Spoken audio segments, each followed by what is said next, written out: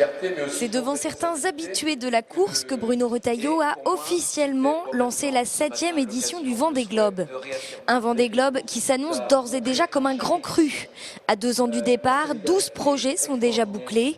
On retrouvera donc entre autres sur la ligne de départ des skippers tels que Vincent Rioux, Dick Afari, Quito de Pavant, Arnaud Boissière ou Marc Guillemot. Tous prendront le départ le dimanche 11 novembre 2012 à 15 h. Une date choisie afin de privilégier le public, parmi lequel un grand nombre de Vendéens toujours fidèles au rendez-vous.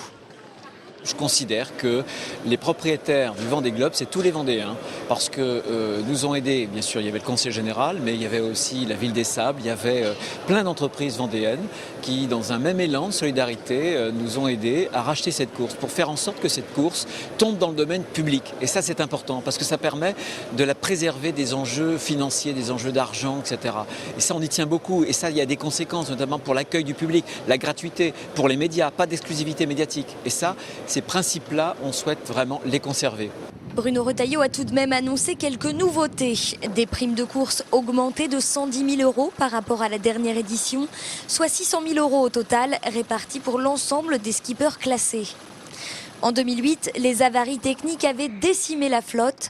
Pour cette nouvelle édition, la jauge a été modifiée, les contrôles techniques renforcés. Enfin, chaque skipper sera dans l'obligation de porter une balise individuelle en permanence. À l'heure qu'il est, les futurs concurrents cherchent des sponsors ou peaufinent leurs projets.